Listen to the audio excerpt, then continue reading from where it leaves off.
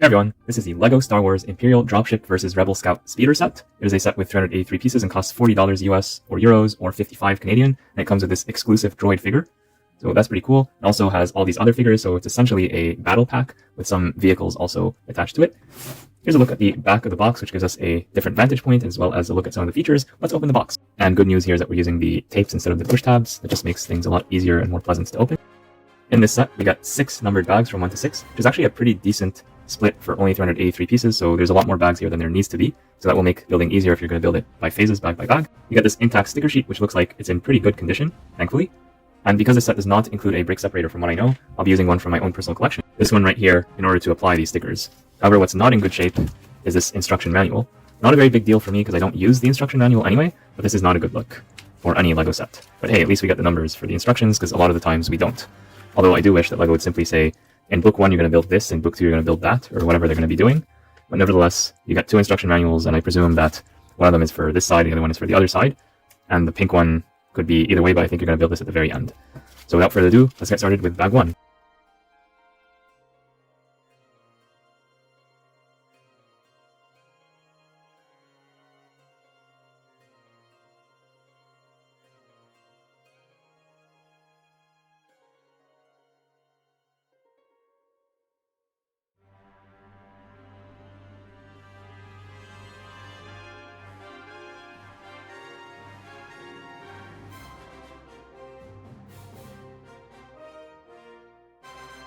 Bag 1 builds this part of the Imperial Dropship right here. I don't know why this is done to be easily separable, but it is. Maybe we'll find out in the future bags, and I don't know where these pieces go. Also, we got the first Stormtrooper in this bag.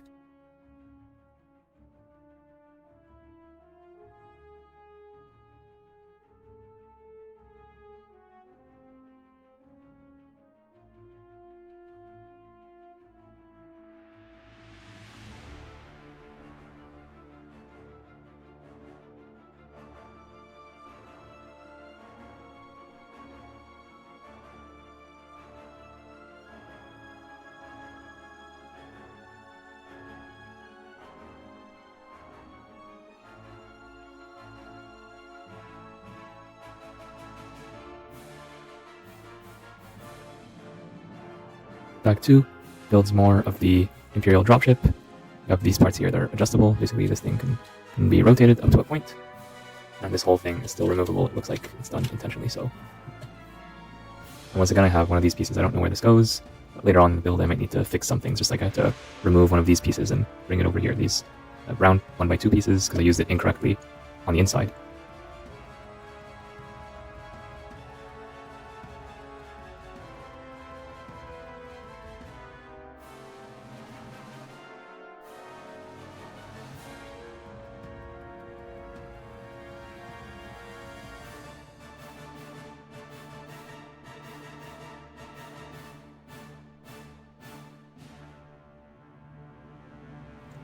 Bag 3 gives us the third and final Stormtrooper, as well as this front of the cockpit right here, and this is actually the easiest part to build without the instructions, because you could pretty much see everything from the box or the last building phase.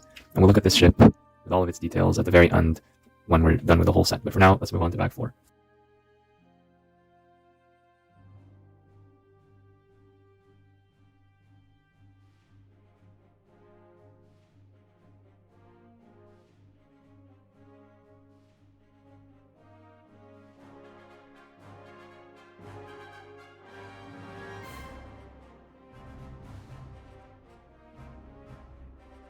So the reason why there's a pink brick in this Star Wars ship is because every time the LEGO Star Wars team includes a pink brick, I don't know if it counts for plates or minifigures, but every time they include a pink brick for sure, they get a giant cake to celebrate the fact that they got away with hiding a pink brick in a LEGO Star Wars set, where there's lots of grays and blues and very little pink in general. So pretty much every large Star Wars set now has one of these pink bricks.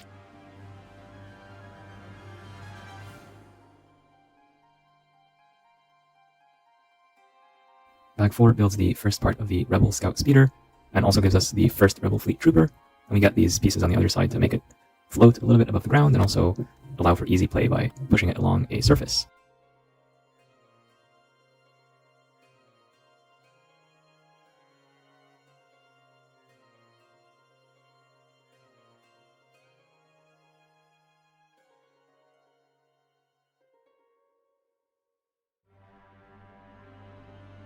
Bag 5 finishes up a lot of the Scout Speeder details and gives us the 2 remaining Rebel Fleet Troopers.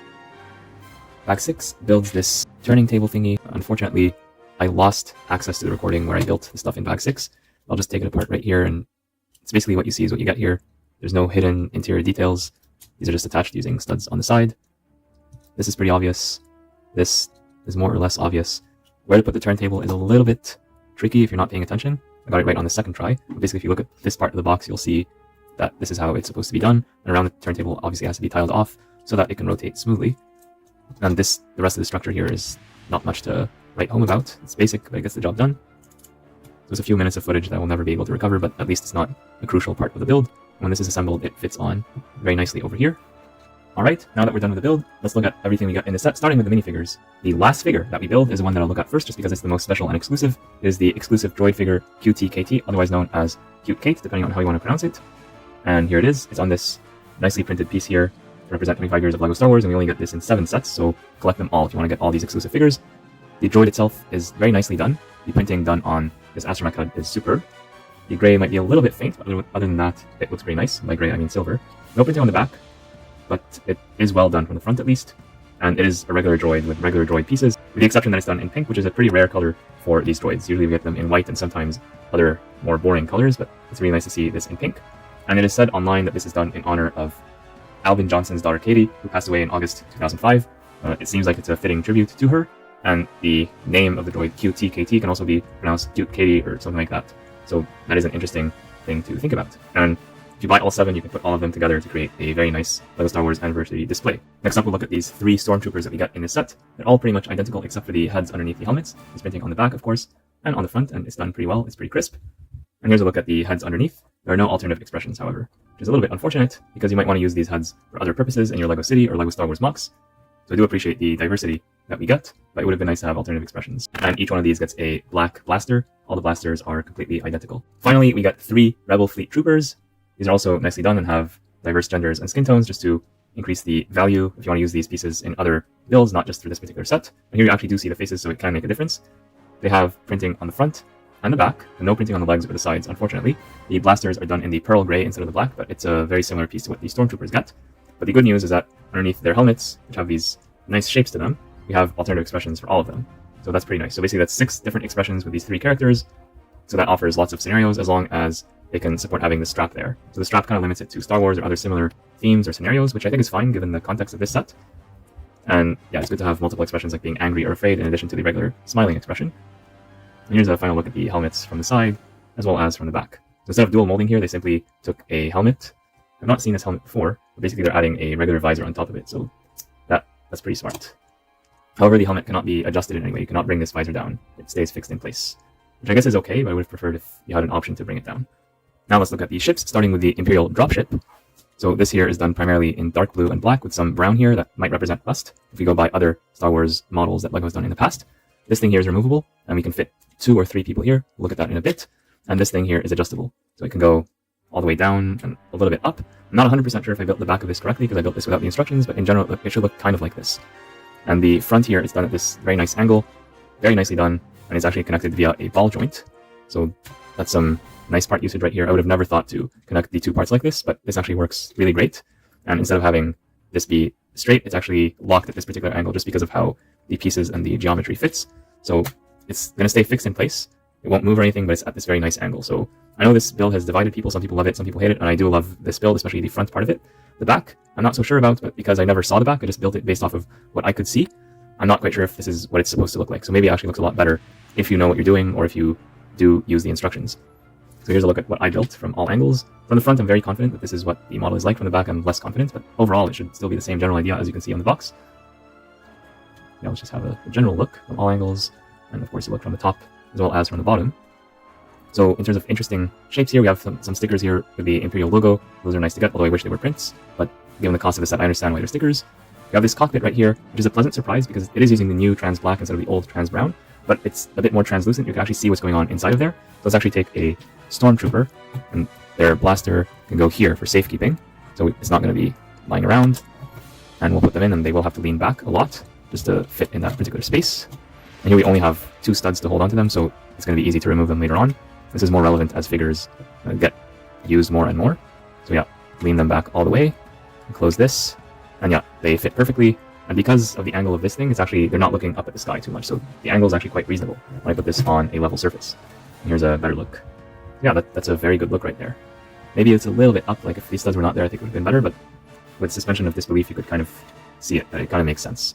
So yeah, that's pretty nice. You can actually see the Stormtrooper, whereas the pieces of this color that came out earlier in the year, you could not see anything underneath. They were almost as transparent as these black pieces right here, so barely transparent. This is much better. So I'm happy that LEGO took into account our customer feedback. And then, like I said before, you could put 2 Stormtroopers here, or maybe 3 if you squeeze them on the edges. You could add a third one here. I'll just do 2, because that is what is shown at the back of the box, like so. So let's put them here. And here, when we put these here, we have to be a little bit careful, because then we can no longer bring these down all the way because it's going to hit their heads. I'm not sure if this is part of the original design or if it's intentional, but we have to be a bit careful about that. So basically, we're flying around, and these people, they're defending from the rear, making sure nothing bad happens to them or to the ship. And if needed, they can be dropped off, and then this thing can take off and like pick them up later. So there's some play potential right there. So overall, I do like the shape of this ship. I do feel like the middle here was a bit of a waste of space. It's completely solid. So yeah, you got some pieces right here, especially to hold that ball joint. So there's a lot of stuff that goes around it. But the downside of that is that this space is not usable for anything else. You cannot put figures here unless they're standing here. So it's not very usable space in the middle. So this is good. This is useful, although it might not be the best look. But then again, I might not have built it entirely correctly. This here in the middle is not so useful. But again, the whole thing is not too large, so I can kind of give it a pass. So overall, this is a solid ship, in my opinion. It does have these stud shooters, which are good or not good, depending on your perspective. If you have very young kids, you probably want to take away these studs so that kids don't fire them everywhere. If you're older, you should be a bit more responsible about them, and it could be great fun to play against the other ship. So speaking of the other ship, this is a speeder from the Rebel Alliance. Has a very different color scheme, and it's actually more consistent with the light bluish gray and dark red. A little bit of dark gray as well. Yeah, it's a lot more consistent. We don't see like the browns, etc. We see tan here, but it's, I feel, closer in the color scheme to the brown here. So the brown here doesn't make too much sense unless you think of it as rust. The tan here doesn't look too much out of place. Yeah, here we have 2 people can sit, and the third one is going to be right here. This is a turret. I forgot the name of it earlier when I was doing the build, but it's a turret that has, obviously it can rotate 360 degrees. It has this big shooter that can go down and up all the way. This can rotate as well, so you can adjust this to your liking. So basically, because you can spin it around and move this up and down, you can shoot at any target on the ground or in the skies. And again, here we have these stud shooters. You can fire these red studs from these, and you get extras for both the red and green studs. So putting these guys inside, here's what that looks like. And I'm just picking at random who's going to be in which seat. This person might need to remove their weapon though, so the person in front can sit. And the helmets, by the way, fall off quite easily. Is one thing to keep in mind, and it's a good design decision. Like when this person is sitting here and this thing is flying, it's not going to hit them unless this is really down low. This person, no matter what, is safe from the turret. Again, we need to remove the blaster to make this pilot sit in the proper place. This one can get clipped by this if it goes down too low, so I would recommend pointing it upwards, or at the very worst case, straight ahead. So yeah, this is what they look like in there, and let's actually add the third one controlling the turret. Yeah, there we go. So yeah, we fit 3 in here. I feel like we could, if we rearrange things a little bit or remove some of the tiles and stuff, we could fit more people in here if you really wanted to, without too much effort. Take this off and just put more people at the front. So yeah, although officially it fits 3 people, you can kind of fit more, or have people hanging in from the side over here. Same thing on this side. So overall, not too bad. Here, I built this as hollow. I don't know if there's anything that goes in here, but again, I never saw this from this particular angle because I built it without the instructions. This build is pretty straightforward. I do like the use of these transparent pieces to kind of show that it's hovering a little bit above the surface. It also makes it easier to push around, so it's pretty pleasant to play with. The decorations here are mostly done using genuine LEGO buildings, with the exception of these 3 stickers. This sticker is fine, but this sticker, I don't even know if it's legal by LEGO standards. It was very difficult and painful to apply because it's on a piece that curves in multiple directions. Now this piece is curving this way, like going from here to here, curving along this particular axis that goes up and down, but it's also curving this way. I used to think that LEGO did not allow stickers to be placed on multiple dimensional curves, but apparently either they made an exception for this set, or that rule is not really a rule and people think it's a rule because they observed other sets and they came to that conclusion. But either way, this was not a fun sticker to apply. If you get this set for your child, you might want to help them with this sticker. And I did use a brick separator to apply the sticker carefully. It was still pretty challenging. So yeah, we've looked at the ships. Here's a look at the ships together. In a fight between these 2, who do you think is going to win? Comment down below. And what do you think? Let's have a final look at this one from all angles. I already showed it, but I just want to show it again with the figures in place to give it more context. So yeah, what do you think between these 2? Which of these is a better design, and which of these do you think is going to win? Now, before we wrap up, I do want to talk about the building experience without the instructions a little bit more, as well as the price and value, which I'll save for the very end. So building this without the instructions was a mixed bag, because this part that we built in the middle was okay, not too hard, although there were some things I was not sure about. This thing here, I was in the dark. I did not know how this was supposed to be built, the stuff at the back. but the front was very nice and pleasant to build in bag 3, I believe. So this one, building this without the instructions, has some challenges, but also some easy parts. And overall, I think the result is worth it, especially for the front. Here, the front, to me, looks so much better than the rest of this.